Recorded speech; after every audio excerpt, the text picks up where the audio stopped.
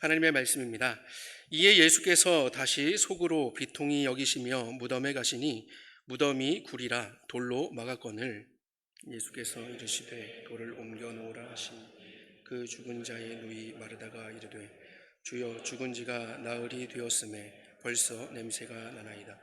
예수께서 이르시되 내 말이 내가 믿으면 하나님의 영광을 보리라 하지 아니하였느냐 하시니 돌을 옮겨 놓으니 예수께서 눈을 들어 우러러 보시고 이르시되 아버지여 내 말을 들으신 것을 감사하나이다. 항상 내 말을 들으시는 줄을 내가 알았나이다. 그러나 이 말씀 하옵는 것은 둘러선 무리를 위함이니 곧 아버지께서 나를 보내신 것을 그들로 믿게 하려 함이니이다. 이 말씀을 하시고 큰 소리로 부르시니 죽은 자가 수족을 배로 동인 채로 나오는데 그 얼굴은 수건에 쌓였더라. 예수께서 이르시되 풀어놓아 다니게 하라 하시니라. 마리아에게 와서 예수께서 하신 일을 본 많은 유대인이 믿었으나 그 중에 어떤 자는 바리새인들에게 가서 예수께서 하신 일을 알리니라. 아멘. 네, 예루살렘에서 3km 정도 떨어진 거리에 베다니라고 하는 그런 마을이 있었습니다. 굉장히 가까운 그런 거리였습니다. 그곳에는요, 이 베다니에는 예수님께서 사랑하시는 그런 가족이 살고 있었는데 나사로와 마르다 그리고 마리아라는 이 세 남매가 살고 있었습니다. 그런데 그만 오빠인 이 나사로가 중한 병에 걸리고 말았죠. 오빠의 병이 심상치 않은 병이다라는 것을 알고는 이 동생들인 이 마르다와 마리아는 예수님께 사람을 보냅니다. 예수님만 오신다면 오빠가 나을 거라고 믿었기 때문이죠.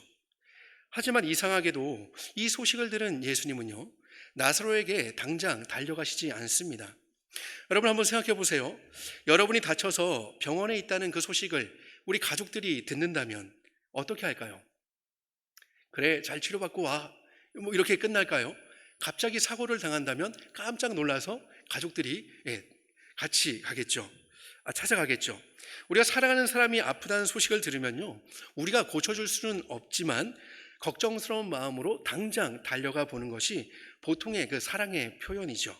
사랑하는 사람이라면 말이죠. 그런데 예수님은요, 사랑하는 나사로가 죽게 되었다는 그 소식을 듣고도 당장 달려가시지 않으셨습니다. 예수님이 이 나사로와 그의 가족을 실제로는 사랑하지 않으시기 때문일까요? 아닙니다. 분명히 성경은요, 이 나사로를 예수님이 사랑하시는 자라고 말씀하고 있죠. 그러면 왜 예수님은 당장 달려가 주시지 않는 것일까요? 여러분, 우리 예수님은요, 영원 전부터 하나님이십니다. 예수님 누구시라고요? 하나님이세요. 우리는 이 땅에 오신 예수님을 조금 어려운 말로 이렇게 표현합니다. 삼위 하나님의 제2위격이신 성자 하나님께서 인성을 취하여 사람이 되셨다. 제2위격이신 성자 하나님이 무엇을 취하셨어요? 인성을 취하여 무엇이 되셨다고요? 사람이 되셨다.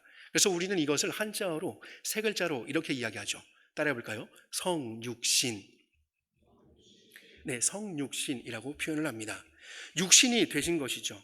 하지만 이 성육신이라는 것은요, 예수님이 신성을 버리신 것이 아니라 성자 하나님께서 그냥 신성을 버리고 하나님이라는 것을 버리고 사람으로만 된 것이 아니라 신성에 인성을 더하신 것이죠.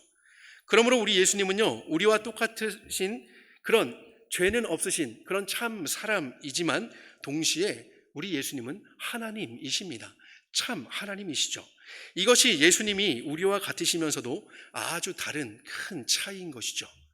우리와 같은 사람이나 죄는 없으시고 그러나 그분은 하나님이신 거예요.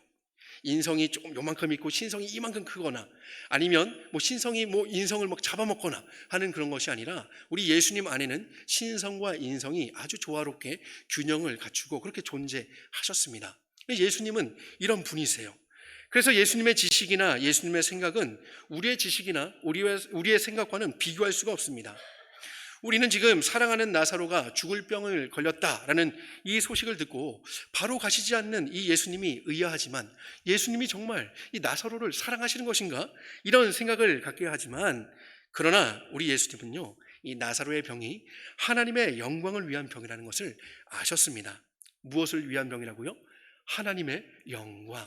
이 나사로가 걸린 병은 바로 하나님의 영광을 위한 그런 병이다라는 것을 아셨던 것이죠. 그래서 우리 예수님은요, 우리와 같은 감정을 가지신 참 사람이시기 때문에 친구의 그 아픔에 대해서 누구보다도 공감을 하셨지만, 동시에 우리 예수님은 하나님이시기 때문에 하나님의 영광을 드러낼 그 기회라는 것을 아시고는요, 마음 아픈 그 소식을 듣고도 이틀이나 더 지난 후에 그제서야 베다니로 출발하셨습니다. 그런데 그때는 이미 나사로가 죽은 후였죠. 예수님은 이 나사로가 죽은 것을 알고 계셨지만 나사로가 잔다라고 그렇게 표현을 하셨습니다. 그리고 예수님이 그 자고 있는 나사로를 깨우러 간다라고 말씀하셨죠. 그래서 제자들은요, 나사로가 다 낫나 보다라고 그렇게 착각을 하였습니다. 하지만 나사로는 죽었습니다. 그렇습니다. 우리 예수님은요, 나사로를 깨우기 위해서 베다니로 출발하신 것이죠. 예수님이 빨리 출발하지 않으신 것은 나사로 가족에 대한 어떤 그런 무관심이 아니라 더 큰 생명의 역사를 보여주시기 위해서 하나님의 시간을 기다렸던 것입니다.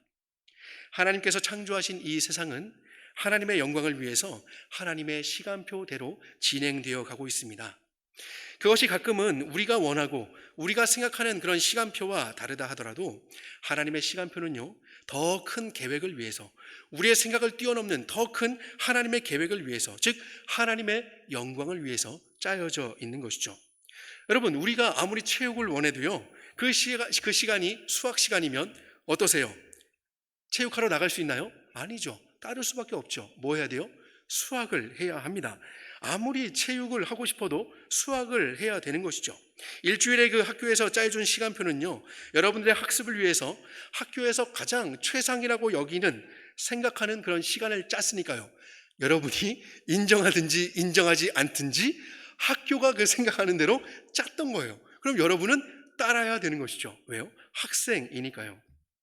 우리는 싫지만 그 시간은 분명 우리의 유익을 위해서 준비된 시간입니다. 하나님의 시간표도 마찬가지입니다. 예수님은 그 하나님의 시간을 아셨고 하나님의 영광을 위해서 이 땅에서의 삶도 그 하나님의 시간표대로 살아가셨던 것이죠. 예수님이 이 땅에 오신 목적이 바로 하나님의 영광, 하나님을 영화롭게 하는 것이니까요. 예수님은 그 시간표에 따라서 이미 나사로는 죽었지만 베다니를 향해서 그렇게 출발하셨습니다. 마침내 예수님이 베다니에 도착하셨습니다. 그곳에 있는 모든 사람들은 슬픔 가운데 있었죠. 나사로가 죽은 지 벌써 4일이나 지났기 때문입니다. 당시에 유대인들이 가졌던 그 사회적 통념이 있는데요, 이것은 미신과 같은 거예요. 이게 정답은 아니고요, 그렇다라는 것이 아니라 그들이 믿었던 그런 미신과 같은 거예요.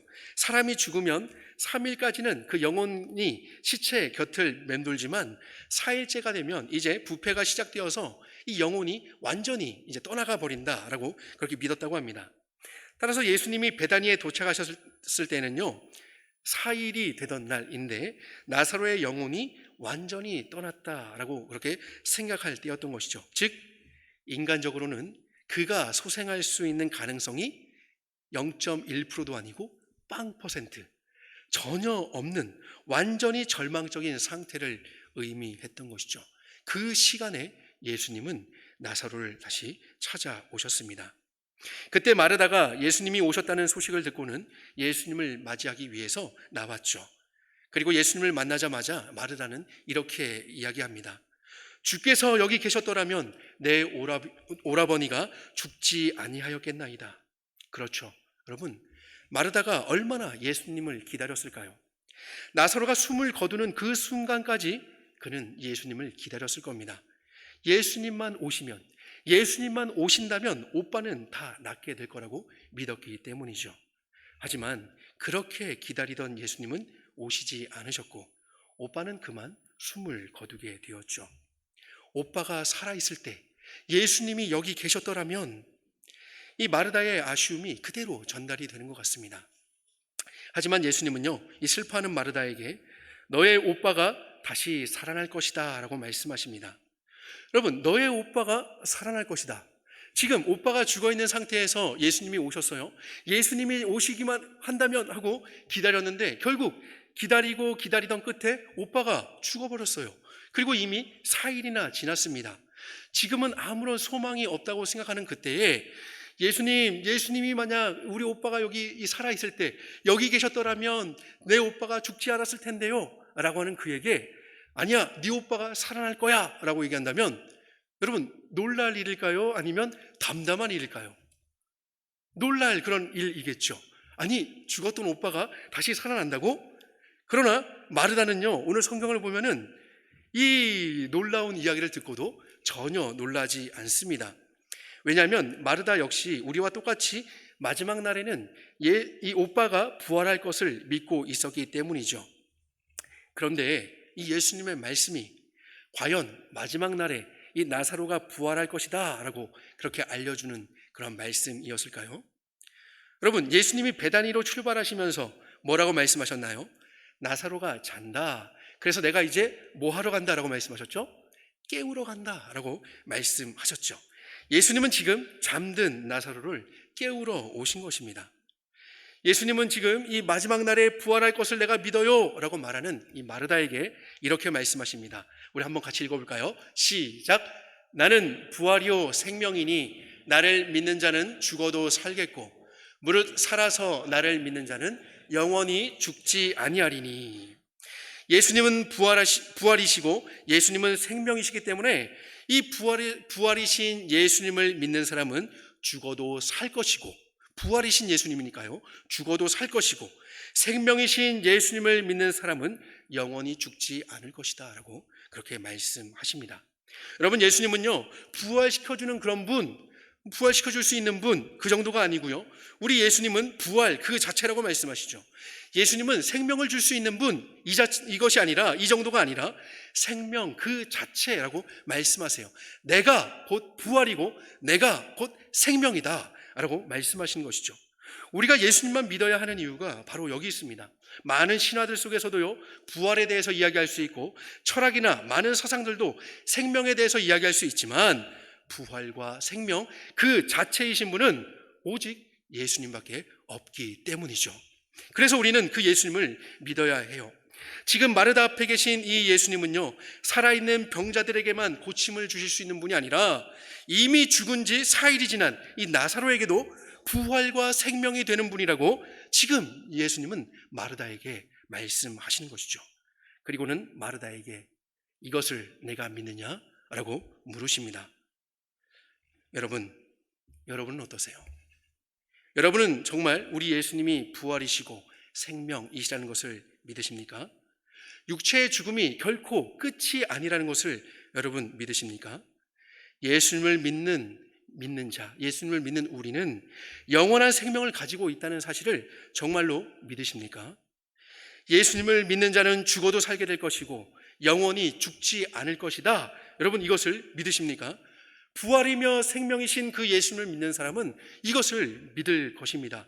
여러분도 이 믿음을 갖길 바라요. 마르다는 예수님을 믿었습니다. 물론 예수님이 그 이후에 어떤 일을 행하실지는 전혀 알지 못했지만 마르다는요 예수님이 그리스도이시며 세상에 오시는 하나님의 아들이시라는 것을 믿었죠. 우리도 마르다와 같은 고백을 할 수 있게 되기를 바랍니다. 우리가 예수님이 하는 그 모든 일을 다 알 수는 없지만 한 가지 분명하게 고백할 수 있는 그런 것은요 예수님은 그리스도이시며 세상에 오신 하나님의 아들이라는 그런 진리입니다. 이 진리가 우리의 고백이 되기를 소망합니다. 이 진리가 여러분들의 고백이 되기를 소망해요. 마르다만의 고백이 아니라 그렇구나, 마르다가 이렇게 얘기했구나, 이것으로 그치는 것이 아니라 이 마르다의 고백이 오늘 이 자리에서 예수님을 바라보고 있는 우리, 예수님을 통해서 예배로 나가고 있는, 성삼위 하나님 앞에 예배로 나가고 있는 우리의 고백이 되기를 소망합니다. 마르다가 이렇게 예수님을 믿는다고 고백을 하고는 동생 마리아를 부릅니다. 마리아가 급히 예수님을 만나러 가죠.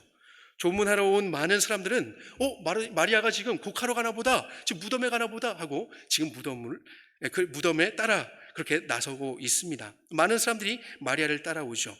그런데 마리아가 간 곳은 마르다가 예수님을 만났던 그 자리였어요. 마리아 역시 예수님을 만나자마자 예수님의 발 앞에 엎드리며 말합니다. 주께서 여기 계셨더라면 내 오라버니가 죽지 아니하였겠나이다. 그렇죠. 마르다와 같은 심정이었겠죠. 이 마리아도 얼마나 이 예수님을 기다렸겠어요. 오빠가 눈을 감을 때까지 예수님을 간절히 그렇게 기다렸겠죠. 마리아가 슬피 울자 따라 나왔던 많은 유대인들도 같이 함께 웁니다. 이런 모습을 보신 예수님도 마음에 큰 슬픔을 느끼시면서 눈물을 흘리시죠. 여러분, 예수님이 눈물을 흘리셨어요. 얼마나 인간적이십니까? 우리 예수님은 참 인간이십니다. 동시에 참 하나님이시죠. 사람들은요, 이 눈물을 흘리시는 이 예수님을 보면서 이렇게 말을 합니다. 보라, 그를 얼마나 사랑하셨는가. 나사로를 얼마나 사랑하셨기에 저렇게 이 죽음에 같이 눈물을 흘리고 있는가. 그리고 또 어떤 사람들은 이렇게 말을 해요. 맹인의 눈을 뜨게 한 이 사람이, 그 사람은 죽지 않게 할 수 없었더냐. 맹인의 눈을 뜰 수 있게 해줬던 그 사람이 이 나사로는 죽지 않게 고쳐줄 수 없었더냐 라고 그렇게 이야기를 하는 것이죠. 그렇죠. 우리도 그렇게 생각하지 않습니까? 예수님이 좀 죽기 전에 오셔서 이 나사로를 고쳐주셨더라면, 살려주셨더라면 이렇게 큰 슬픔을 당할 필요가 없잖아요. 왜 이렇게 많은 사람들이 눈물을 흘리면서 이렇게 해야 돼요? 그럴 필요가 없을 텐데 왜 예수님은요? 왜 예수님은 그렇게 했을까요? 라고 우리도 생각할 수 있겠죠. 예수님은 그들의 말을 들으시고는 또 한 번 큰 슬픔을 느끼시면서 이 나사로의 무덤으로 가셨습니다. 근데 유대인들의 무덤은요, 우리의 무덤과는 좀 다르게 돌 무덤이었습니다. 돌을 파서 시신을 그 안에 안치를 하고는 무덤 입구를 다시 돌로 막는 그런 구조였죠. 유대 지역은 더운 곳이었기 때문에 시신이 빨리 그렇게 부패했다고 합니다. 그래서 사람이 죽으면 몸을 깨끗하게 씻어서 냄새가 덜 나도록 온몸에 향유를 그렇게 이제 바르고요. 세마포로 여러 번 감아서 그렇게 수의를 입혔다고 합니다. 얼굴은 수건으로 따로 이렇게 감쌌고요. 그렇게 돌무덤에 이제 시신을 안치하고 난 후에 1년 정도가 지나면 이제 살이 다 이제 썩게 되겠죠. 그럼 뼈만 남게 되는데요. 그때 이제 뼈를 이제 수습을 해서 그 안에 무덤 안에 납골함이라는 곳이 있는데 그 상자에 조상들의 뼈와 함께 그렇게 보관을 했다고 합니다. 그래서 구약 성경을 보면 그 죽었다라고 이제 한 사람이 죽었다라고 표현할 때 조상들에게로 돌아갔다라고 그렇게 표현하는 것을 아마 여러분이 성경을 읽으신 분이라면 보신 적이 있으실 거예요. 그것은 이제 그 뼈를 이제 살이 다 이제 썩고 나면 그 뼈를 이제 이 수골함에 같이 모아두면 가족들의 그 뼈들이 계속 이제 거기에 쌓이게 되겠죠. 그렇게 이제 했던 거예요. 그러니까 이 죽은 후에 무덤의 문을 닫은 후에 무덤의 문을 다시 여는 것은 혹시라도 있을 가족의 장례가 있지 않고는 1년 후에나 있을 법한 그런 일인 것이죠. 예수님은 나사로의 무덤에 도착하시자 갑자기 무덤의 입구에 있는 돌을 옮기라고 말씀하십니다. 아마 사람들은 깜짝 놀랐을 거예요. 또 다른 장례가 없이 무덤의 문을 여는 것은 말씀드렸던 것처럼 1년 정도 지나서 이 뼈를 납골함에 다시 그 수골을 할 때나 다시 넣을 때나 그렇게 하는 일이기 때문이죠. 마르다 역시 이 예수님의 말씀이 의아했는지 이렇게 말씀을 드리죠. 주여, 죽은 지가 나흘이나 되었음에 벌써 냄새가 나나이다. 죽었기 때문에 지금 시체에서 냄새가 났다는 거예요. 어쩌면 이 마르다는 이렇게 생각했을 수도 있을 것 같아요. 예수님이 나사로의 시신이라도 한번 좀 보고 싶으셔서 그러신 것이 아닌가 생각했을 수도 있겠죠. 그래서 무덤 안에서 나는 이 악취를 우리 예수님이 견디기가 너무 힘드시기 때문에 들어가시지 않으시는 게 좋겠어요 라고 그렇게 말씀을 드리는 것일 수도 있을 것 같아요. 어쨌든 이유가 어찌 되었든지 이 마르다를 비롯한 이 사람들은요 모두 다 예수님을 오해하고 있었습니다. 왜냐하면 앞에서 말씀드린 것처럼 예수님은 뭐 하러 오셨어요? 잠든 나사로를 깨우러 오셨기 때문이죠.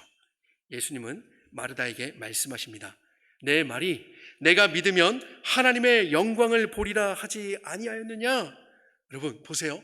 내 말이 네가 믿으면 하나님의 영광을 보리라 하지 아니하였느냐? 근데 이 말씀은요 우리에게 큰 도전을 줍니다. 왜냐하면 우리의 성향은요 믿는 것이 먼저가 아니라 보는 것이 먼저이기 때문이죠. 사람은 보는 것이 먼저이고 그 본 것을 바탕으로 믿기 때문입니다. 그래서 우리에게는 증거라는 것이 중요하지 않습니까? 증거가 중요해요. 그래서 증거를 보이면 인정하고 믿어지는 것이죠. 보면 믿습니다. 근데 예수님은 반대로 믿으면 보게 될 것이다 라고 말씀하시는 것이죠. 여러분, 오늘 이 예수님의 말씀처럼 우리도 부활이요 생명이신 이 예수님을 믿으면 마르다와 함께 하나님의 영광을 보게 될 것입니다. 예수님의 이 말씀을 믿으시기 바라요. 눈으로 뭔가를 보고 여러분이 이해해서 믿으려고 하는 것이 아니라 우리 예수님이 말씀하신 것처럼 예수님을 믿을 때, 그 예수님의 말씀을 믿을 때 여러분은 하나님의 영광을 보게 될 것입니다. 마르다는 이 예수님의 말씀을 듣고는 무덤 입구를 막고 있는 돌을 옮겨놓게 하죠. 이 무덤 입구를 막은 돌은요, 아무리 힘이 센 사람이라도 혼자서는 결코 옮길 수 없는 그런 큰 돌이었습니다. 두세 사람이 함께 옮겨야 했죠. 막상 돌을 옮겨놓자 예수님은 어떻게 하셨을까요? 무덤 안으로 들어가셨을까요? 아니에요. 무덤 안으로 들어가시지 않고 오히려 하늘을 우러러 보셨습니다. 그리고는 갑자기 기도를 하시는 거예요. 감사의 기도를 드리십니다. 오늘 본문에서 읽었던 것처럼 아버지여 내 말을 들으신 것을 감사하나이다. 항상 내 말을 들으시는 줄을 내가 알았나이다. 예수님이 그 앞에서 기도하시는데 놀랍게도 이 나사로를 깨우러 오신 예수님은요, 이 나사로를 살려달라고 기도하시지 않으세요. 왜냐하면 이미 이 예수님은요, 나사로를 살리시는 그 일에 대해서는 이미 아버지 하나님과 말씀을 나누셨기 때문입니다. 아버지여 내 말을 들으신 것을 감사하나이다. 이미 말씀하신 것을 들으신 것에 대해서 감사하고 있죠. 다만 예수님이 이렇게 들어주신 것에 대해서 감사하면서 지금 우리는 이 기도를 보면서 11장 초반에 예수님이 하신 말씀을 우리가 읽지는 않았지만 이 나사로의 병이 왜 하나님의 영광을 위한 병인지, 그리고 왜 하나님의 아들이 영광을 받게 될 병인지를 알게 될 수 있는 대목인 것이죠. 예수님은 이미 다 계획이 있으셨던 것입니다. 이미 예수님은 모든 것을 알고 계셨던 거예요. 이 나사로의 죽음을 슬퍼하면서 마르다와 마리아를 위로하기 위해서 찾아온 많은 유대인들이 있었는데 그 유대인들은 예수님을 믿지 않은 사람들이었죠. 아마 그들 중에는 얼마 전에 우리가 읽진 않았지만 이 10장에 이렇게 보면요, 10장 후반에 보면은 수전절에 성전에서 예수님을 돌로 쳐서 죽이려고 하는 일이 있었거든요. 아마 지금 여기에 모여있는 유대인들 가운데는 그 수전절에 성전에서 예수님을 같이 돌로 쳐서 죽이려고 했던 그런 사람들도 있을지도 모릅니다. 예수님이 이미 아버지 하나님과 대화가 끝나신 이 일을 들리게 말씀하시는 그 이유, 그냥 짠 나타나셔서 나사로야 나와라 하고 끝나는 것이 아니라 이렇게 말씀하시는 이유는 바로 믿지 않는 유대인들을 위해서 기도하신 것이죠. 예수님은 계속 이렇게 기도하십니다. 그러나 이 말씀하옵는 것은 둘러선 무리를 위함이니, 둘러선 무리는 바로 많은 유대인들이죠. 지금 이 슬픔에 빠져있는 그런 유대인들입니다. 곧 아버지께서 나를 보내신 것을 그들로 믿게 하려 함이니이다. 마치 결정적인 한 골을 위해서 수비라인부터 차근차근 그렇게 빌드업을 해 나가는 것처럼 이 예수님은요, 믿지 않는 많은 사람들이 하나님의 영광을 보게 하고 또 예수님이 하나님이 보내신 아들이라는 것을 믿도록 알려주시기 위해서 모든 세팅을 다 해 두신 것이죠. 그렇게 무덤 문이 열리고 하늘을 우러러 기도하신 후에 그런 긴장된 침묵 속에서 예수님은 권위 있는 목소리로 크게 외치셨습니다. 나사로야 나오라. 제가 크게 하면은 깜짝 놀랄 수도 있으니까요. 그러나 예수님은 큰 목소리로 외치셨습니다. 나사로야 나오라 하고 그렇게 외치셨죠. 침묵 속에 사람들의 모든 관심이 쏠린 그 순간에 예수님의 그 외침은요, 죽음으로 인한 그 슬펐던 그 슬픔의 공기, 앰모스피어, 슬픔의 그 공기를 완전히 갈라 놓았죠. 나사로야 나오라 이 한마디로 그 모든 공기는 뒤바뀌게 되었어요. 과연 그리고 어떤 일이 벌어졌을까요? 우리가 44절에서 읽었던 것처럼 죽은 자가 수족을 배로 동인 채로 나오는데 그 얼굴은 수건에 쌓였더라. 죽은 지 4일이나 지나서 영혼도 완전히 떠났다라고 여겨졌던 그 나사로가, 썩어서 냄새가 난다라고 말했던 그 나사로가 지금 죽은 모습 그대로 살아나온 것입니다. 근데 사람들은요, 그 당시에 유령을 믿었거든요. 예수님의 제자들도 유령을 믿었죠. 예수님이 한밤중에 나타나셨을 때 유령이야 하고 깜짝 놀라는 일도 있었죠. 그래서 사람들은 유령이라고 생각했을지도 몰라요. 하지만 예수님은 그를 풀어놓아 다니게 하라라고 말씀하셨습니다. 두 발이 묶였으니까 콩콩콩콩 이렇게 뛰어서 왔을까요? 아니면 펭귄처럼 뒤뚱뒤뚱 그렇게 걸어서 왔을까요? 그것은 잘 모르겠어요. 어떻게 왔는지는 잘 모르겠지만 중요한 것은 예수님의 말씀으로 죽었던 나사로가 살아났다는 것입니다. 잠자던 나사로가 깨어났다는 것입니다. 나사로는 이제 죽은 사람이 아니라 산 사람이 되었죠. 그래서 그는 더 이상 수의, 죽는 사람들이 입는 그 옷을 입을 필요가 없었습니다. 요한복음 12장을 보면요, 이 나사로는 예수님과 함께 잔치자리에 앉아서 당당하게 식사를 합니다. 그래서 이 나사로는요, 요즘 유행하는 어떤 그런 좀비가 된 것도 아니고요, 잠깐 움직이다 만 것이 아니라 완전히 살아난 것이죠. 나사로의 무덤 앞에 모여있던 이 많은 사람들은 예수님이 부활이며 예수님이 생명이라는 것을 직접 보게 된 것입니다. 그들은 그 자리에서 하나님의 영광을 보았고, 그들은 하나님께서 보내신 하나님의 아들의 영광을 직접 보게 된 것이죠. 그 결과 어떤 일이 일어났을까요? 45절 말씀은 이렇게 우리에게 말씀합니다. 마리아에게 와서 예수께서 하신 일을 본 많은 유대인이 그를 믿었으나, 이 놀라운 영광을 경험한 많은 유대인들이 예수님을 믿게 되었습니다. 많은 유대인이 이 놀라운 광경을 보고 이분은 하나님의 아들이라는 사실을 아마 알게 되었을 거예요. 반면에 어떤 사람들은요, 예수님을 믿지 않고 예수님을 고소하기 위해서 바리새인에게 달려갔습니다. 하나님의 영광이 나타난 그 자리, 예수님이 하나님의 아들이심이 선포되는 그 자리에서도 안타깝게도 어떤 사람들은요, 예수님을 믿지 못했던 것이죠. 여러분은 어느 자리에 계십니까? 나사로가 살아난 이 무덤 앞에 있었던 사람들처럼 예수님을 믿는 자리에 있든지 아니면 예수님을 믿지 않는 자리에 있든지 그 둘 중에 하나밖에 없습니다. 가운데는 없어요. 회색지대는 없어요. 여러분은 예수님을 믿는 자리에 계십니까? 아니면 예수님을 믿지 않는 자리에 계십니까? 매주마다 예배를 드리고 소그룹 모임을 통해서 교제를 나누면서 여러분은 하나님의 영광을 경험하고 계십니까? 예수님을 여러분의 구주로 믿는다면 여러분도 하나님의 영광을 보게 될 것입니다. 나사로를 살리신 부활이요 생명이신 예수님은 오늘도 우리의 아픔을 외면하지 않으시고 찾아오십니다.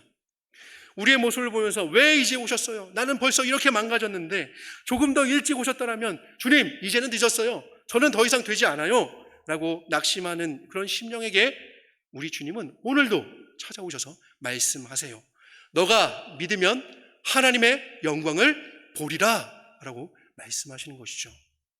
패배감과 열등감의 무덤에 여러분 갇혀 계십니까? 혹시 친구나 가족들 간에 그런 갈등이나 혹은 외로움이라는 무덤에 여러분 갇혀 계십니까? 게임이나 음란물이나 아니면 SNS 중독이라는 그런 무덤에 갇혀 계십니까? 앞으로 어떻게 해야 할지 막막한 그런 삶 속에서 그런 불확실한 미래에 대한 두려움이라는 그런 무덤에 여러분 갇혀 계십니까? 이제는 여러분의 돌을 옮겨 놓을 때입니다. 주님께 맡기고 여러분은 여러분의 돌을 옮겨 놓아야 합니다. 오늘부터 여러분이 하실 수 있는 그 순종할 수 있는 작은 일부터 시작하세요. 기적은요, 하나님이 하시는 일이세요. 여러분의 그 작은 순종을 사용하시는 우리 하나님께서 여러분을 통해서 여러분의 그 작은 순종을 사용하셔서 하나님의 영광을 나타내실 것입니다. 마르다처럼 믿음으로 돌을 옮기며 여러분이 하실 수 있는 순종을 하시기 바라요. 여러분, 말씀을 정리하겠습니다. 이 놀라운 일, 나사로가 죽었다가 살아났던 이 일, 잠자다 깨어났던 이 일은요, 예수님께서 하나님의 영광을 나타내고 동시에 예수님이 하나님이 세상에 보내신 아들이라는 사실을 믿게 하기 위해서 예수님이 보여주신 그 일입니다. 오늘 말씀으로 보여주시는 이 사건을 통해서 이 자리에 있는 우리도 하나님의 영광을 보며 예수님이 하나님이 세상에 보내신 하나님의 아들이라는 사실을 믿는 믿음으로 나가기를 소망합니다. 나사로는 소생했지만 결국 다시 죽었을 거예요. 왜냐하면 부활의 첫 열매는 오직 예수님이기 때문이죠. 그러나 예수님은요, 십자가에서 모든 죄의 값을 치르고는 장사한 지 3일 만에 부활하셨습니다. 예수님은 부활이고 예수님은 생명이시니까요. 그리고 이제는 그분을 믿는 우리도 예수님처럼 영원한 부활의 생명을 소유하게 하셨습니다. 허물과 죄로 죽었던 우리를 살리셨던 것이죠. 우리를 살리신 그 예수님을 믿는 믿음으로 여러분 각자를 가두고 있는 그 무덤의 돌을 옮겨 놓으시기 바랍니다. 우리의 힘으로는 죄의 고리를 온전히 끊어낼 수 없지만 우리의 작은 순종을 사용하시는 우리 하나님께서는요, 우리를 무덤에서 불러내시고 죄의 사슬에서 끊어 주실 것입니다. 누구누구야 나오라 라고 선포하실 때 여러분은 나갈 수 있어요. 오늘도 우리에게 영적인 생명을 공급하시는 우리 주님의 부활의 능력을 통해서 옛 습관의 수위를 벗어버리고 믿는 자의 자리에서 그 하나님의 영광을 보며 그 영광을 나타내는 우리가 되기를 주님의 이름으로 축원합니다.